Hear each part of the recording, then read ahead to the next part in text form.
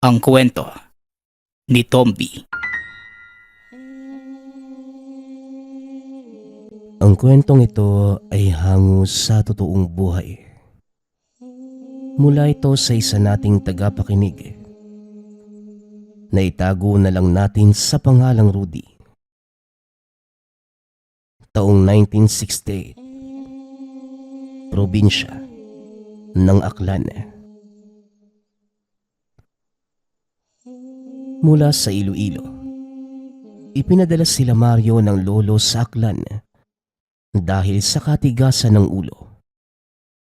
Palagi silang nasasangkot sa mga kaguluhang dulot ng pag-inom. Layunin ng lolo na turuan ng leksyon ang magpinsan kung paano pahalagahan ng buhay. Maging ang pagpapakahirap bago makuha ang isang bagay. Ang pangingisda ang nakikita ng lolo na pinakamabisang paraan. Dahil maganda ang takbo ng negosyo ng tiyuhin na si Tio Mitoy. Bakit nakatunganga lang kayo dyan sa labas? Pumasok na kayo at magpalit ng mga nabasadyong damit. Mahirap na sa unang araw nyo pa lang Dapuan na kayo ng sakit. Kapag tapos na kayo magpalit, pumunta na kayo sa sala para makapag-usap tayo. Bago kayo ihatid sa tutuluyan yung bahay. Wika ni Tio Mitoy. Makikita ang pagtatakas sa mukha ng magpinsan. Ang buong akala nila, titira sila sa marangyang tahanan ng tiyuhin.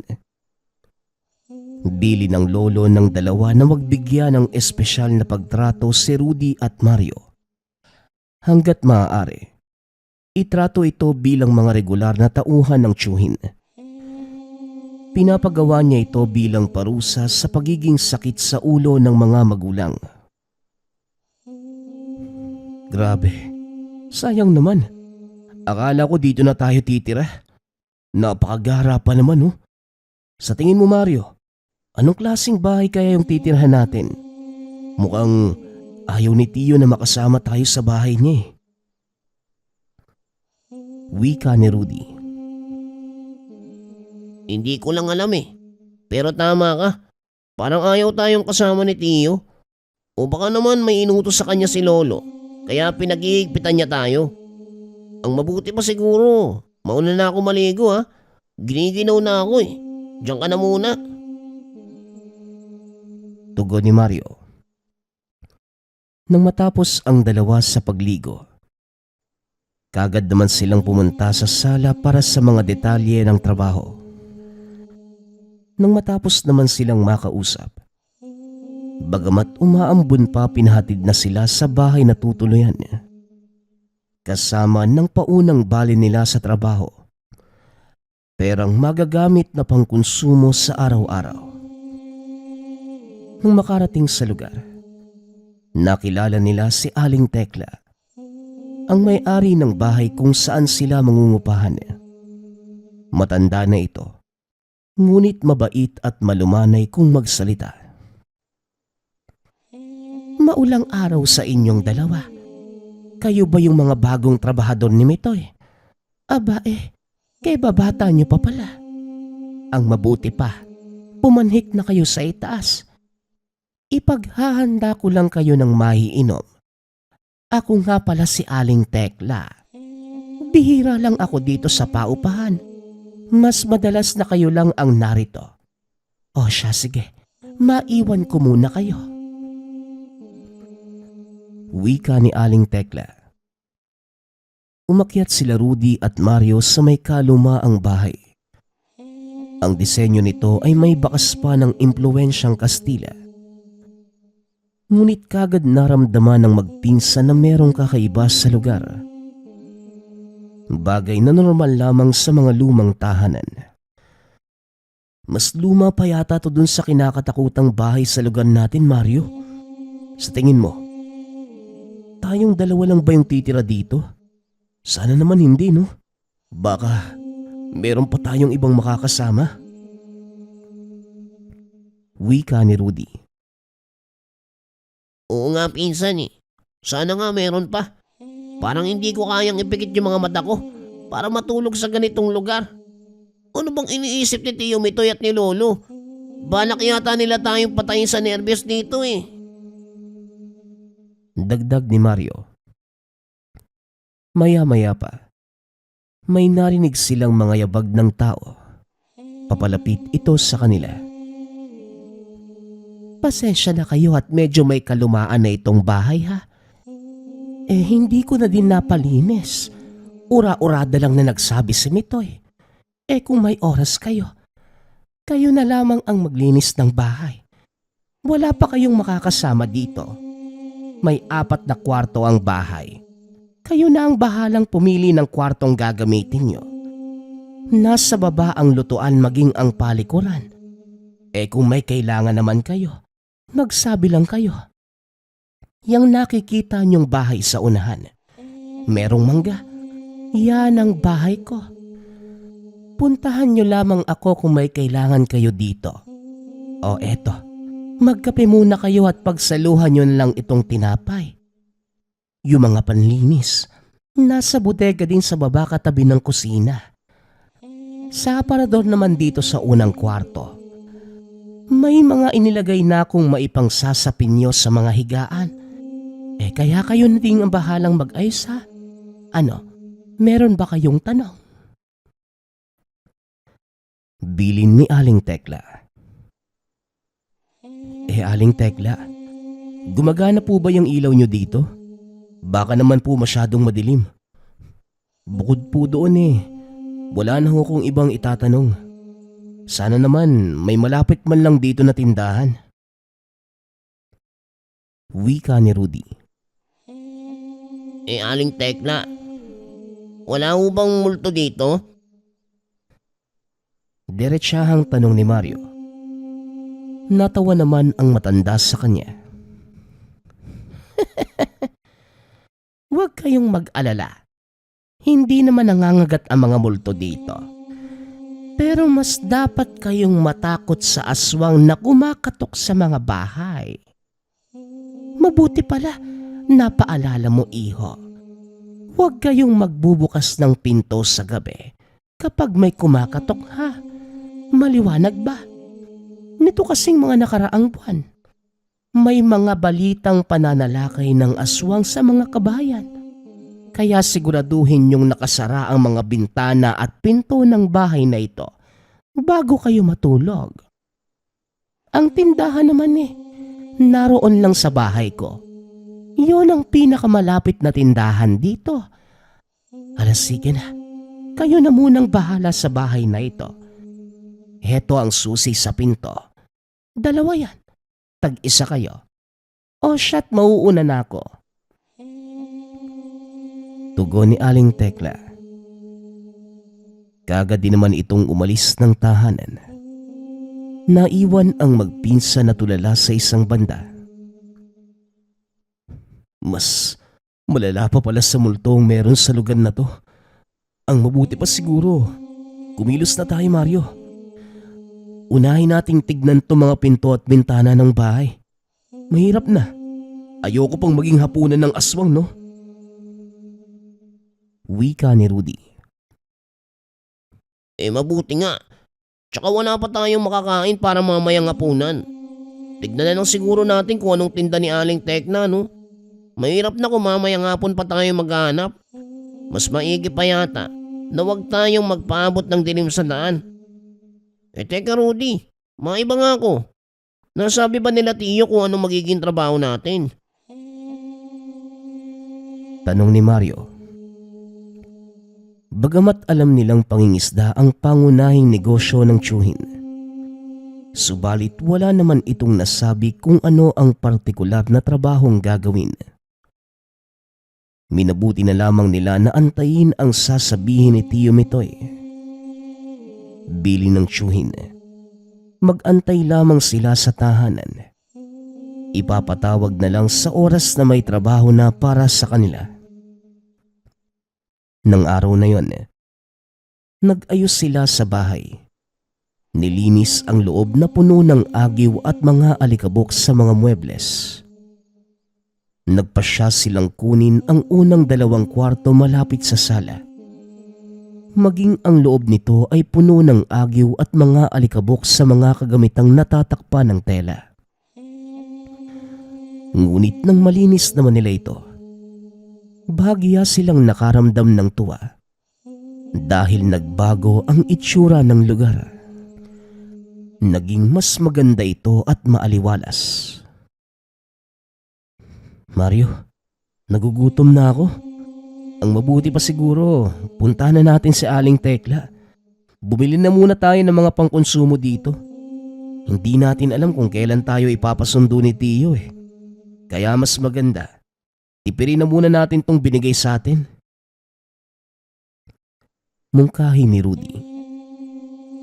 Dito lamang sila naging responsable sa paghawak ng pera. Kung dati ay wala silang pakundangan sa gastos at pagwawaldas ng pera mula sa mga magulang.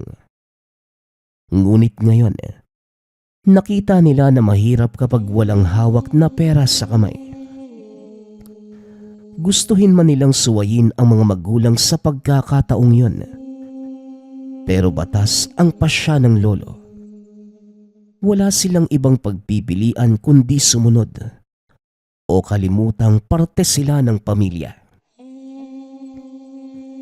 Minsan, sa tingin mo ba, seryoso si Aling Tekla doon sa sinabi niya tungkol sa aswang? Alam ko madami na tayo napakinggang kwento tungkol doon. Pero hindi pa naman ako nakakakita kaya hindi ko sigurado kung totoo ba sila. Pero parang kahit saan tayo pumunta, may kwento tungkol doon eh. Kaya nga naisip ko, bumili na tayo ng maraming asin at bawang. Baka sakali lang kailangan natin. Ano sa tingin mo? Wika ni Mario. Habang naglalakad palapit sa tindahan, hindi naman nila kagad napansin na may lalaki palang naroon at nag-iinom. Totoo ang mga aswang, iho.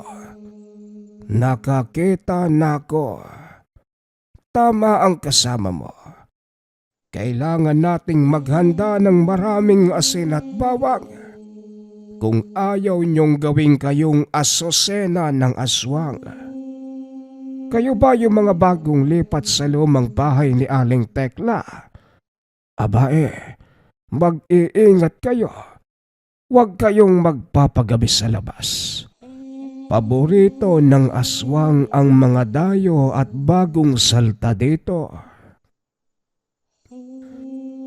Wika ng lasing sa tindahan ni Aling Tekla. Hoy Victor, huwag mong masyadong tinatakot itong dalawa. Nasabihan ko naman na sila tungkol sa banta ng aswang.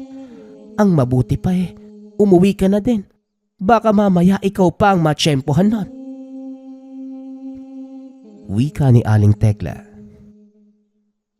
Nako, wag nila akong susubukan. Matagal na akong takot. Baka matikman nila itong kabaw ko. Hala sige, uuwi na ako. Ilista mo na lang muna Aling Tekla yung alak ha. Tugon ni Mang Victor. Pasuray-suray itong papalayo sa lugar. Magandang hapon po Aling Tekla. Kakatapos lang po naming maglinis ng bahay. Bibili lang po sana kami ng mga pangkonsumo. Hindi pa namin alam kung saan ang merkado dito Kaya sa inyo na ho muna kami bibili. Tsaka, maaari ba naming lagyan ng dagdag na harang yung mga bintana sa bahay? Mukhang mahina na po kasi yung kahoy. Sigurado ko, kaunting puwersa lang doon, siguradong magigiba na Wika ni Rudy. Kagad namang pumayag si Aling Tekla. Batid nito na nag-aalala ang binata sa kaligtasan nila dahil sa mga usaping aswang. Isa pa, mismong si Aling Tekla na din ang nagsabi na hindi niya masyadong naalagaan ang bahay na yon. Nang matapos naman sa pamimili ang magpinsan, kagad silang bumalik sa tahanan. Sa lamig ng panahon, mas ginusto nilang nasa loob na lamang para makaramdam ng init sa katawan. Bandang alas 5 nang tawagin ni Mario ang atensyon ng pinsan. Pinsan, halika dali. Tignan mo, oh. May tao sa labas. Kanina pa nakatayo yan sa gilid ng puno eh. Sa tingin mo, ano kayang sadya niya dito, no? Ilang minuto nang nakalipas, ni hindi pa nga gumagalaw yan. Wika ni Mario. Makikita mula sa siwang ng bintana ang taong nakatayo sa may labas ng tahanan. Nakasandal sa puno at tila nakamasid sa kanila. Ang inaalala lamang ng dalawa, baka masamang tao ito. Wala naman silang kapitbahay doon at si Aling Tekla lamang ang pinakamalapit sa kanila. Naisara mo na ba yung lahat ng pinto at bintana natin? Hayaan mo lang yan. Maganda ka lang. Kung sakaling subukan niyang pumasok dito, siguradong sakit ng katawan ang aabutin niyan sa atin. Wika ni Rudy. Hindi nila iniisip na aswang ito dahil maliwanag pa naman ng mga oras na yon. Ang alam nilang dalawa, sa gabi lamang sumasalakay ang aswang. Sa isip naman ni Rudy, dalawa naman sila laban sa isa. Kaya mas malaki ang tsansa nilang manalo kung magkagipitan. Pero maya-maya pa, nag-umpisa ng maglakad ang tao papalapit sa tahanan. Tumayo ito sa harapan ng pintuan. Ngunit matapos yun, naglakad na ito papalayo papunta sa masukal na kakahuyan sa gilid. Mukha yatang hindi uso ang umaga sa aswang dito ah. Ilagay mo na yung mga barikada natin sa bintana at pinto. Siguraduhin mong nailagay mo lahat ah. Pati yung dun sa 2 bakanting kwarto. Maigi pa yata eh. Permanente na yun, wag na nating tanggalin. Wika ni Rudy. Kinabahan ito sa ginawa ng lalaki. Kagad nilang sinigurado na nakasara ang lahat, maging sa baba at palikuran sa kusina. Mabuti na lang, kahit papano may kaalaman sa pagkukumpuni ang dalawa. Pagsapit ng dilim, bandang alas 8 tahimik na at nakaupo sa sala ang magpinsan. Hindi makatulog dahil tila namamahay pa sila. Malamig pala dito sa gabi, pinsan, oh. Sa tingin mo, ano kayang pakay nung taong nakita natin kanina? Di ko lang masyadong nakita yung itsura eh. Pero alam kong mahaba yung buhok. Alam mo, natatandaan ko yung kwento ng kaibigan ko tungkol sa mga aswang. Hindi daw sila basta pumapasok sa mga bahay, maliban na lang kung iimbitahan mo sila.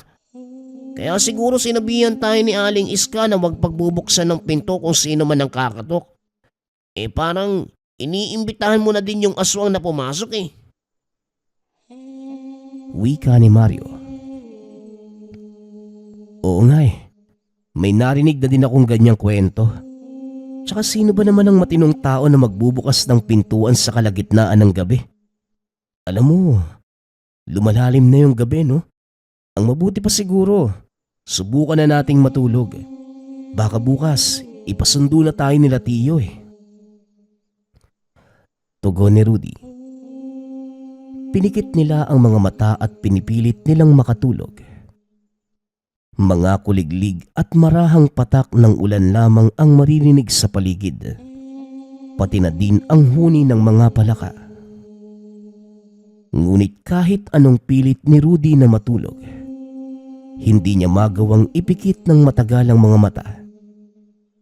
Tila parating may nakatingin sa kanya at iniisip na sa oras na ipikit ang mga mata, may susunggab na kung ano mula sa kadiliman. Habang sa kabilang kwarto naman, madidinig na ang paghilik ni Mario. Nako, mabuti pa tong damuhong to. Ang sarap na ng tulog. Nakakainggit. Paano niya kaya nagagawang matulog ng komportable dito? Tanong ni Rudy sa sarili. Nang walang ano-ano'y nakarinig ito ng tila may naglalabas sa labas ng tahanan. Dinig niya ang mga paang nagtatampisaw sa tubig ulan. Pero ayaw niya itong tignan. Wala itong lakas ng loob para silipin yun. Dahil madilim na sa labas at kung susubukang mang tignan, kagad makikita ng tao sa labas ang ilawan. Nanatili lamang nakahiga si Rudy. Pinapakinggan ang mga yapak ng tao sa labas, pati na rin ang hilik ng pinsan. Sinubukan na lamang ni Rudy na abalahin ang sarili sa pag-iisip sa mga bagay sa nakaraan. Kung gaano kagulo ang buhay nila ni Mario bago sila pumunta sa probinsya. Kung paano sila palaging nasisermonan ng mga magulang dahil sa kahiyang dala. Isa-isa itong pumapasok sa isipan ni Rudy. Nasa tagal nang nabubuhay sa mundo. Nang mga oras lang niya ito namuni-muni. Hanggang sa napabalikwas si Rudy nang may biglang kumatok. Subalit hindi mula sa pinto sa labas, kundi sa pinto ng kwarto. Uy, pinsan, gising ka pa ba? Nadidinig mo ba yung nagtatampisaw sa labas? Nagising ako bigla eh. Akala ko umaga na. Wika ni Mario. Napakamot naman ng ulo si Rudy sa sobrang gulat at pagkainis sa pinsan. Nanatili lamang itong nakahiga sa katre. Nakakagulat ka naman. Matulog ka na nga lang ulit. Ano namang balak mong gawin dyan? Lalabas ka? O sige, para katayin ka niyan. Kagaya nga ng sabi mo, hindi naman yan makakapasok dito sa bahay. Huwag mo lang pagbubuksan. Naglalakad ka pa naman ng tulog. Sige na, bumalik ka na sa kwarto mo. Wika ni Rudy. Ngunit biglang napaisip ang binata. Oo nga pala. Naglalakad nga pala ng tulog tong si Mario. Paano kung bigla niyang buksan yung pinto sa sala habang wala siyang malay? Wika ng binata. Dahil dito, napagpasyahan ni Rudy na bukas, maglalagay sila ng harang na hindi basta mabubuksan ni Mario kapag tulog. Ilalagay niya ito sa kwarto ng pinsan para na din sa proteksyon ni Mario. Mag-aalas 12 na nang mawala yung naglalakad sa labas ng bahay. Subalit napalitan ito ng pagkatok sa pinto. Sa pagkakataong yun, napasugod na si Mario sa kwarto ni Rudy at nagpumilit itong buksan ng pinto. Pinsan, hindi na ako yung kumakatok ha. Anong gagawin natin? Mukhang tipo talaga tayo ng aswang eh. Umuwi na lang kaya tayo sa atin. Makiusap na lang tayo kay Lolo na magbabago na tayo. Wika ni Mario. Natila nabahag ang buntot dahil sa pagkatok na narinig. Ano ka ba dong? Katok lang yan. Ayusin mo nga yung sarili mo. Ikaw na nga ang nagsabi na hindi naman yan makakapasok kung hindi natin pagbubuksan. Ang mabuti pa, maglatag ka na lang dyan sa baba ng higaan ko. Diyan ka na matulog para matahimik ka. Tugon ni Rudy. Bagamat pati siya nakakaramdam na din ng kilabot, subalit hindi niya ito pinapahalata sa pinsan. Kailangan nilang manatiling kalmado at matino ang pag-iisip kung ayaw nilang maging hapunan ng aswang. Kagad namang naglatag si Mario. Pinakinggan nila ang marahang pagkatok sa pinto. Titigil lamang ito ng ilang minuto at muling babalik sa pagkatok. Nagpatuloy ito hanggang sa hindi namalayan ni Ruding nakatulog na pala siya. 6:00 ng umaga nang magising ang binata. Habang si Mario naman Tulog mantika sa sobrang lamig ng panahon. Marahang binuksan ang bintana ng kwarto para sana tignan ang paligid. Subalit nababalutan ito ng makapal na hamog, kaya wala siyang makita sa labas. Ay, grabe naman ang ginaw dito. Gising na, Mario. Magpainit ka na ng tubig sa baba. Sobrang ginaw eh. Utos ni Rudy. Pilit niyang ginigising ang pinsan. Pasimple pang sinisipa ni Rudy si Mario para tumayo ng higaan. Pero kahit anong gawin, tila ayaw nitong magising. Kaya napilitan si Rudy na bumaba ng silid para makapag-init ng tubig at makapag-almusal. Bandang 7:30 nang matapos si Rudy sa paghahanda ng agahan. Kape at pansit ang niluto nito. Sakto para sa malamig na panahon. Ang sarap naman yung niluto mo, Insan. Sakto sa malamig na panahon. Wika ni Mario, na nooy nauna pa sa kanya na umupo sa lamesa. Alam mo, kakaiba ka din talaga, no? Kakaiba yung katamaran mo. Kunwari ka pang tulog kanina para akong gumawa sa kusina. Mamaya, ikaw ang maganda ng pananghalian at hapunan. Hindi na ako kikilos. Wika ni Rudy. Habang si Mario naman ay tabang-tawa sa itsura ng pinsan. Maya-maya pa, matapos makapag-almusal, lumabas sila para tignan kung ano ang nagtatampisaw kagabi. Ay, inaantok pa talaga ako eh. Hindi ko na lang namalayan na nakatulog na ako kakapakinig dun sa kumakatok. Ano kayang itsura ng aswang kagabi? Napapaisip ako eh. Wika ni Rudy. Hanggang sa may biglang nagsalita mula sa likuran. Ang sabi ng ibang nakakita, magandang babae ang aswang. Pero sa oras na makapasok ito sa bahay, bigla itong nagbabago ng anyo sa mabagsik na aswang. Siguradong uubusing nito ang nasa loob ng tahanan. Kaya kung ako sa inyo, hindi ko susubukang buksan ang pinto kahit anong mangyari. Wika ng matandang lalaking palapit sa kanila. Magandang araw sa inyong dalawa. Ako nga pala si Puldo. Tauhan ako ni Mitoy. Heto't pinabibigay niya sa inyo mga konsumo sa darating na 1 linggo. Masama ang panahon at walang paglalayag sa laot hanggang sa matapos ang masungit na panahon. Baka 2 linggo pa ito bago matapos. Kaya bili ng tiyuhin nyo na wag muna kayong maglalalabas dyan sa bahay nyo. Mahirap na. Wika ni Mang Puldo. Dala nito sa sako ang mga kailangang gamit ng magpinsan. Tila kahit nabilinan ng lolo ang tiyuhin na hayaang matuto na kumayod ang dalawa. Hindi sila kayang tiisin ni Tiyo Mitoy. Dagdag pa ang banta ng aswang na marahil hindi alam ng lolo. Nako, maraming salamat po Mang Puldo. Pakisabi po kay Tiyo, maraming salamat po dito ha.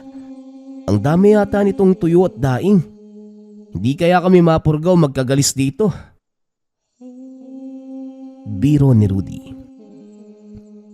Katulad ng nabanggit sa lugar, bukod sa tindahan ni Aling Tekla, wala na silang pwedeng pagbilhan ng makakain. Malayo din ang bayan para bumili ng mga pangkonsumo.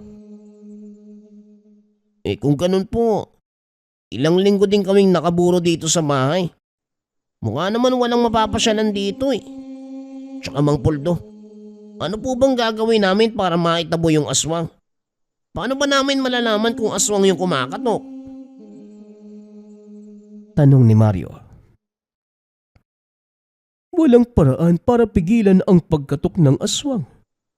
Pero malalaman nyo naman kung aswang ang kumakatok kapag hindi ito nagsalita o nagpakilala. O kaya naman yung marahan at walang tigil na pagkatok sa pinto. Sinyalis yun na merong aswang sa labas. Tsaka heto ang lana. Ilagay nyo yan sa malapit sa pinto para malaman nyo kung masamang nilalang ba ang nasa labas. Bigla yang kukulo kapag may aswang sa paligid. Pero wala namang reaksyon kung simpleng tao lang. Pero wag pa din kayong pakampante. Wala kayong kapitbahay dito.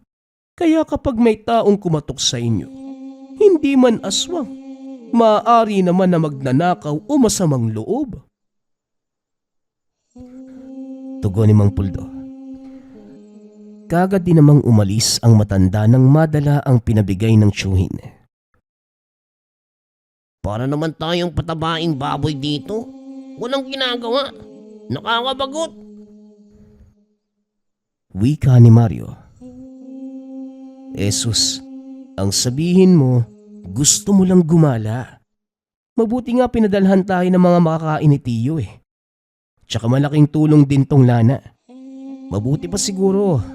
Pumasok na tayo at ayusin muna natin tong mga pagkain. May nakita akong sabitan ng ulam sa kusina eh. Ilagay mo dun yung mga tuyo at daing para makaiwas sa daga. Utos ni Rudy. Alam mo, Insan, kahit naman gustuhin kong gumala, kung hindi ako nagkakamali, ilang kilometro din ang lalakarin para makarating sa bayan. Abay, hindi pa naman ako baliw para gawin yun. Mamaya kung ano pang makasalubong ko sa daan. Total 1 taon lang naman ang palugit ni Lolo sa atin. Tsatsagain ko na lang yun. Tugon ni Mario. Matapos makapag-ayos sa kusina, inikot nila ang buong tahanan. Siniguradong walang sira ang mga bintana at dingding. Magtatanghali na. Malamig pa din sa lugar ngunit bahagya nang numipis ang hamog sa paligid. Subalit nababalot pa din ang kakahuyan at wala ka masyadong makikita sa unahan. Hindi man klaro, pero may nakikita si Rudy na figura ng tao. Tila nakamasid sa kanila habang nagtatago sa puno. Dong, tara na. Pasok na tayo. Ayos na yan. Wala naman ang dapat gawin sa labas eh. Bilisan mo na, dali.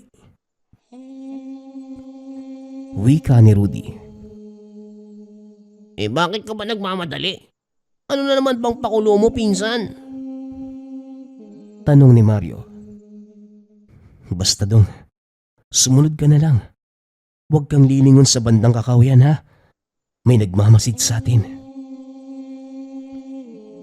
Tugon ni Rudy. Kaya nagmamadali namang pumasok si Mario. Maliwanag pa ng mga oras na yon. Pero kagad nang sinara ni Mario ang pinto at bintana. Dalawa ang pintuan nila. Isa sa harap at isa naman sa likod ng tahanan. Insan, total kakakain lang naman natin. Mamaya na lang ako magluluto ha.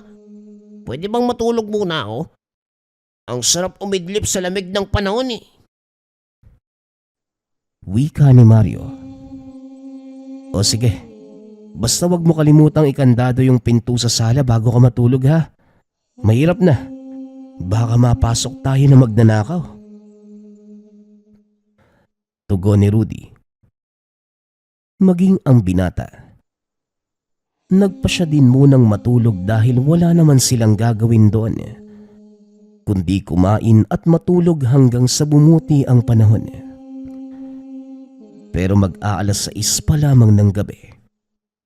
Nakarinig na sila ng malakas at sunod-sunod na pagkatok sa pinto. Napabalikwas si Rudy sa pagkakahiga. Habang si Mario naman napatakbo sa kwarto ni Rudy. Ano naman bang ginagawa mo dito, Mario? Maliwanag pa naman Ba't ka natatakot? Ang mabuti pa, tanungin mo kung sinong nasa labas. Baka si Aling Tekla lang yan. Wika ni Rudy. Ngunit dahil ayaw kumilos ni Mario, magkasama silang lumabas sa kwarto ni Rudy. Marahan silang pumunta sa pinto habang si Mario naman kumuha ng pamalo. Tao ho? May tao ho ba dyan sa loob? Tulungan niyo po ako. Parang awa niyo na. Tao po. Wika ng babae habang kumakatok sa pintuan. Uy, pinsan, may babae sa labas. Anong gagawin natin? Bubuksan ko ba? Baka naman yan yung aswang at nililin lang tayo. Tanong ni Mario. Hindi ito makapagpasya kung bubuksan ba nila ang pinto o titiisin lamang nila ang pagmamakaawa ng babae. Subalit dala ng kuryosidad, sinubukan pa rin ni Rudy na buksan ang pinto. Ihanda mo lang yung pamalo mo, Mario, ha? Pag sinabi kong paluin mo kagad, ha? Wika ni Rudy. Bigla niyang binuksan ang pinto. Bumungad sa kanila ang napakagandang dalaga. Makikita ang takot sa mukha nito. Maraming salamat sa inyo. Pasensya na sa panggagambala. Pero kung ako sa inyo, isasara ko na yung pinto bago pa makarating dito yung aswang. Wika ng dalaga. Teka. Sino ka ba? Bakit ka nandito? Tsaka anong aswang ba yung tinutukoy mo? Tanong ni Rudy. Oo nga. Sino ka ba? Tsaka paano kung may makakasiguro na hindi ikaw yung aswang? Baka mamaya, paglalim ng gabi, bigla mo kaming sunggaban. Pasensya na ho kayo ha. Pero mahal pa namin ang buhay namin. Dagdag ni Mario. Ngunit nakita ni Rudy ang rosaryong nakasabit sa leeg ng dalaga. Ako nga pala si Mercedes, tagapaglingkod ng simbahan. Pinuntahan ko yung buntis na residente dyan sa unahan kahapon para sana maabutan ng tulong. Kaso paggagat ng dilim, pinasok kami ng aswang sa loob ng kubo. Nakita ko mismo kung paano nilapa ng aswang yung buntis. Nagawa kong makatakas, pero naligaw naman ako. Nagbabaka sakali akong makakuha ng tulong. Parang awa nyo na, huwag nyo akong palabasin. Kung maaari hanggang umaga lang ako dito. Tsaka kung pwede sana, pakihatid na din ako sa simbahang kinabukasan. Maraming salamat sa inyo. Pagpapaliwanag ni Mercedes. Mario, halika dito. Kung hindi ako nagkakamali, madre ang kausap natin. Ang mabuti pa ipaghanda mo muna ng kape. Mayayari tayo kapag hindi natin siya tinulungan Baka malasin tayo kapag pinabayaan natin siya. Utos ni Rudy. Kagad namang kumilos si Mario at pinaghanda ito ng kape at makakain. Huwag kayong mag-alala. Bukas sasamahan namin kayo sa simbahan Bago lang din kami dito Itatanong na lang namin kay Aling Tekla yung daan papunta doon. Ang mabuti pa, magpahinga muna kayo dito. Antayin lang natin yung pinsang ko. Wika ni Rudy. Bagamat sanggano kung ituturing sa dating lugar, labis pa rin ang paggalang nito sa mga tao ng simbahan. Maraming salamat. Pagpalain kayo. Buong akala ko talaga aabutan na ako ng aswang. Maghapon na akong sinundan Maswerte akong tinulungan ako ng Panginoon Wika ni Mercedes. Doon lamang nakumpirma ni Rudy na totoong madre nga ang kaharap. Nang maihanda ni Mario ang kape para sa kanilang tatlo at kaunting makakain, nagpakilala naman ang magpinsan sa madre. Ako nga po pala si Rudy. Ito naman yung pinsang kong si Mario. Pinadala kami dito sa lugar ng lolo namin para maging responsable at maghanap buhay. Kaso sa sama ng panahon, dito muna kami sa bahay hanggang bumuti yung lagay ng panahon. Wika ni Rudy. Ikinagagal akong makilala kayong dalawa. Salamat muli sa pagpapatuloy niyo. Tugon ni Mercedes. Subalit alas 8 pa lang, Nag-umpisa na ang pagkatok sa labas ng tahanan. Mario, yung mga pamalo natin ha, ihanda mo. Mukhang kailangan nating kumilos. Hindi tayo titigilan yan Wika ni Rudy. Kagad namang kumilos ang pinsan habang si Mercedes naman nasa gilid ng tahanan at makikita ang takot sa muka. Mario, dating gawi, bubuksan ko at kapag sinabi kong paluin mo, itodo mo ha? Wika ni Rudy. Tumango naman si Mario. Marahang pinakiramdaman ni Rudy ang pinto. Inantay na muling kumatok ang nilalang sa labas. Nadidinig ni Rudy ang pag-angil ng nilalang. Sumenyas ito kay Mario kasabay ng biglaang pagbukas. Kumpirmado, aswang nga ang nasa pinto.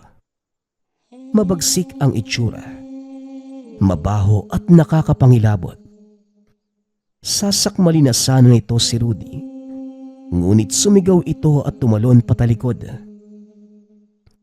Mario, paluin mo na! Buong pwersang ipinalo ni Mario ang solidong kahoy sa ulo ng aswang. Tinamaan niya ito at nagkalat ang dugo ng nilalang. Hindi pa nakontento si Mario. Ilang beses pa niya itong pinukpok sa ulo hanggang sa mawalan ng malay ang aswang.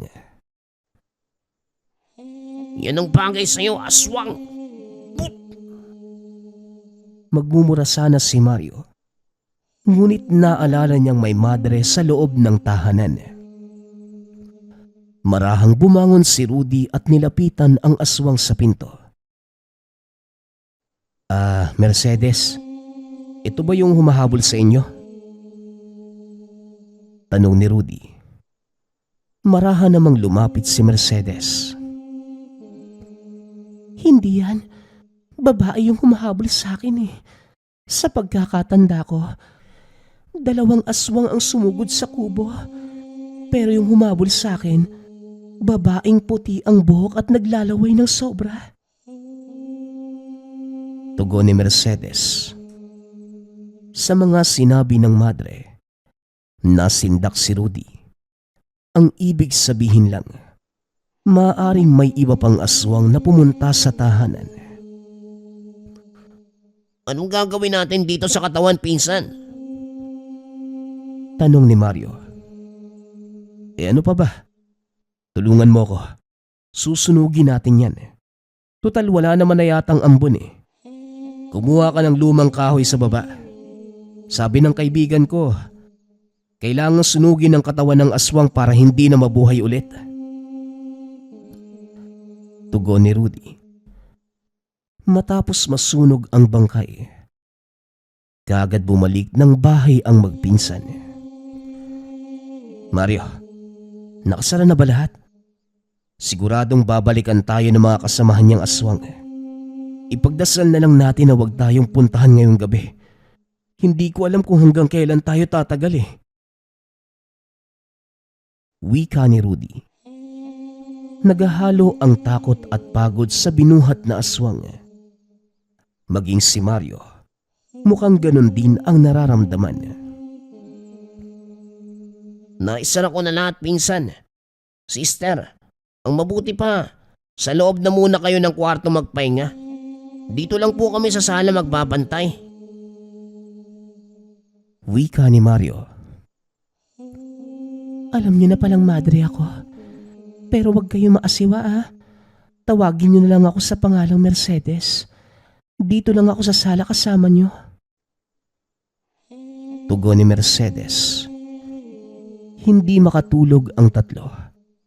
Kaya napagpasyahan na lamang nila na mag-usap ng mga bagay-bagay.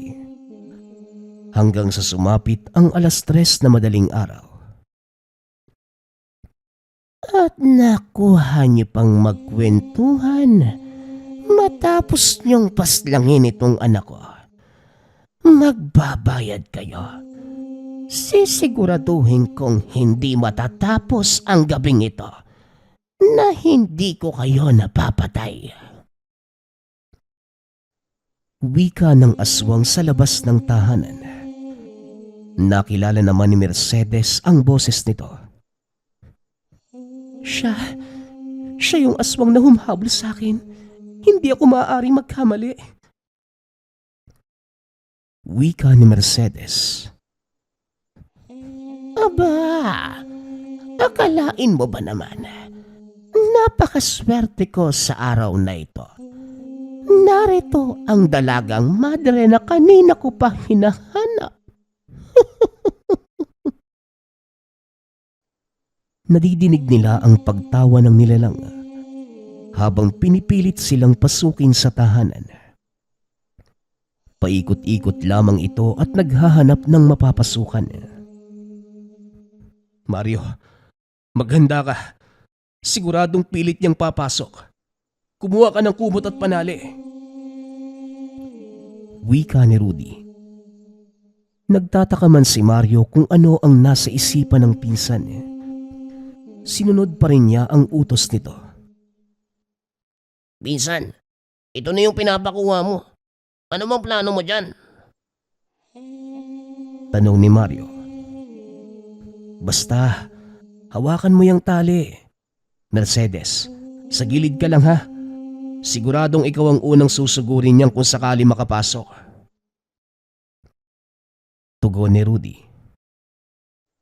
Maya-maya pa, natahimik sa labas hanggang sa bigla na lang nawasak ang pinto. Tumambad sa kanila ang aswang. May maliit itong pakpak at itim na balat. Nakakapangilabot ang boses at hinahanap si Mercedes. Tama ang hinala ni Rudy. Nang makita ng nilalang ang madre, kagad niya itong sinugod. Ngunit hindi niya napansin ang patibong na ginawa ni Rudy. Mario, yung tali, bilisan mo! Sigaw ni Rudy. Kasabay ng paglibot ng tali sa aswang para hindi ito makakilos. Subalit patuloy lamang sa pagpupumiglas ang nilalang. Anong gagawin natin, pinsan? Mukhang makakawala pa to. Tanong ni Mario. Sandali nga, nag-iisip pa ako eh.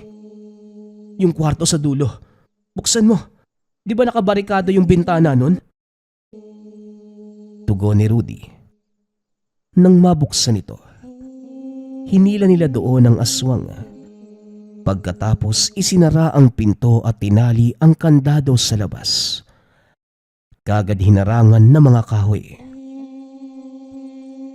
Anong balak mong gawin dyan sa aswang? Ba't mo naman kinulong sa kwarto? Ano yan gagawin mong alaga? Paano kapag nakalabas yan? Tanong ni Mario. Hindi ko alam. Kesa naman atakihin ulit tayo. Tawagin na lang natin sila Aling Tekla mamaya. Hintayin nating magbukang liwayway. Itanong natin sa kanya ang pwedeng gawin dyan. Tugon ni Rudy. Nadidinig pa ng tatlo ang pagsigaw ng nilalang mula sa loob ng kwarto. Pakawalan niyo ako dito. Papatayin ko kayo. Palabasin niyo ako. Sigaw ng aswang. Pinsan, sira ulo pala tong aswang eh. Gusto niyang pakawalan natin siya. Tapos sasabihin niyang papatayin niya tayo pag nakalabas siya.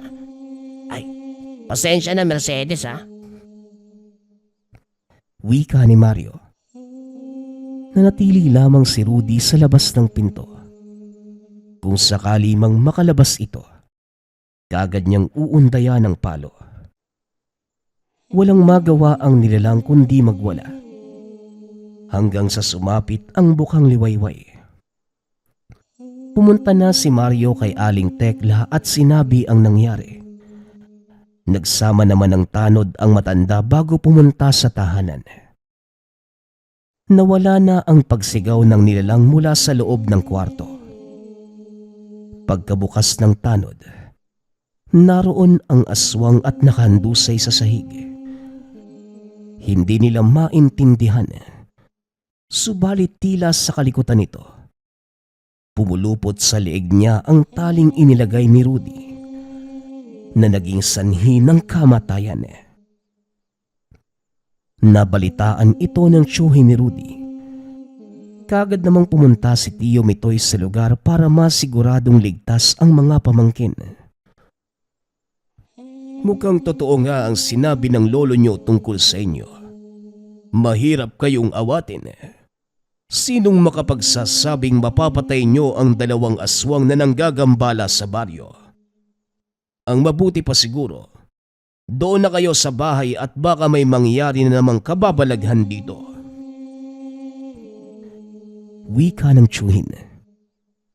Natawa naman ang magpinsan. Bigla silang nakilala sa baryo bilang mga sigang mamamatay aswang. Naging patuloy naman ang pagbisita ni Mercedes sa kanila. Matapos ang mga nangyari, natuto muli silang magsimba at lumapit sama. Mabilis na lumipas ang 1 taon. Nakabalik na sila sa sariling lugar. Baon ang mga alaala at disiplinang natutunan sa probinsya. At nang minsang tumira sa lumang bahay at maranasan ang katok ng aswang. Nagpapasalamat nga pala ako sa lahat ng sumusuporta sa ating channel. Nawa ay patuloy niyong suportahan at pakinggan ang ating mga kwento. Hanggang sa muling pakikinig. Paalam.